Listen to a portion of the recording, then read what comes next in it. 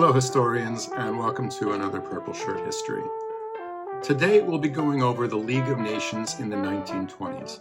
This video is intended for AS students, but if you take IGCSE, this is also quite suitable because there's a lot of overlap between the two. The AS is a little bit more detailed, but it is worth watching if you're in IGCSE. The thing to know about the League of Nations is that you divide it into two parts, the 20s and the 30s. They are two separate subsections of the international option.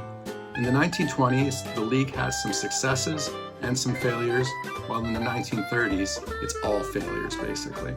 If you find the video useful, please just take 2 seconds to hit the subscribe button. It really does help me out a lot. So with that, sit back, relax, get your notebook, and enjoy the video.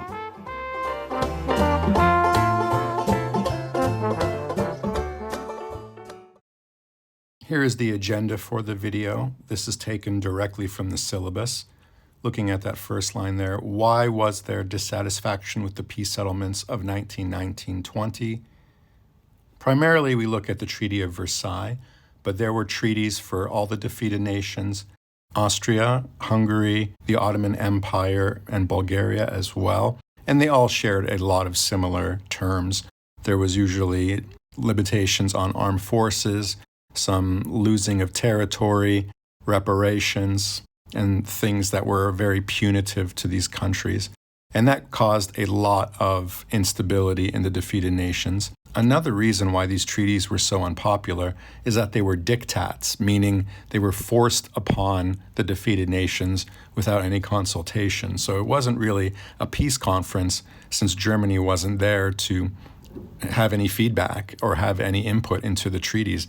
They were just there to sign it, or their country would be invaded and occupied. So Germany suffered a lot of instability, and one thing that all Germans had in common, despite some being communists, some being monarchists, some being Democrats, despite all the political differences, the class differences, so on and so forth, the only thing that Germans could agree upon was that the Treaty of Versailles was terrible. That's something that Hitler would really seize upon and be one of his main goals, was to abolish the Treaty of Versailles, and that helped him get popular opinion on his side for a segment of the population.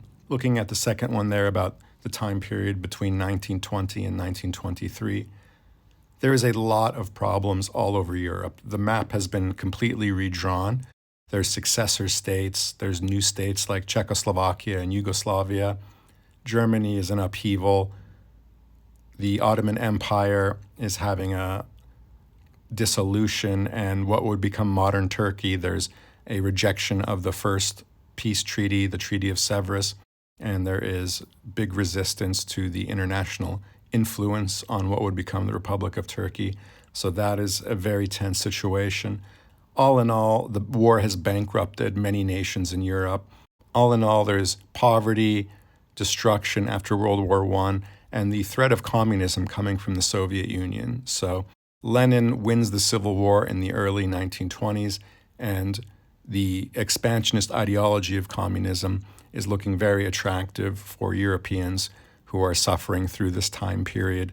The third one, from 1924 to 1929, we'll see a crisis in 1923 called the Ruhr Crisis, and that is pretty much the bottoming out of Germany. France and Belgium invade the country in order to get reparations that Germany is not paying. There's a general strike. It crashes the economy. There's hyperinflation. It's just an absolute catastrophe. So there's pretty much nowhere to go but up. In 1924, we see something called the Dawes Plan. There's an American financier, Dawes, who is tasked with reorganizing the German economy in terms of the loans they're able to receive and the payments they can make. So there is a big improvement for those 5 years. They're called the Golden 20s in Germany. In America, they're called the Roaring 20s. So this is when Europe kind of rights the ship for those 5 years. And there's economic growth and a lot of interesting and fascinating cultural achievements in Germany and in other places of the world. But this will come crashing down with the Wall Street crash of October 1929. The last one on the agenda, how successful was the League of Nations during the 1920s? I actually love this question because it has so much richness to it. There are successes. You can't deny that there were successes by this very flawed organization. But of course, there are failures, very clear-cut, no putting a happy face on it, failures, mostly instigated by Mussolini, but through the structure of the League, through the poor way it was thought out and the impracticality of the systems that were built within it. Those are the failures that are brought to the fore. But you can really sink your teeth into this question. I actually love this question because there's a lot of different ways you can approach it. So we'll talk about the different successes. People called it small change, but humanitarian work, getting working conditions, ending child labor, improving medicine around the world, education around the world. So these are no small things. This is real human progress. So you can look at those things as well as some border disputes that were successfully resolved without violence in the success column. When we talk about the next subtopic about the 1930s in the League, it's a catastrophe. So these are the good times for the League in the 1920s.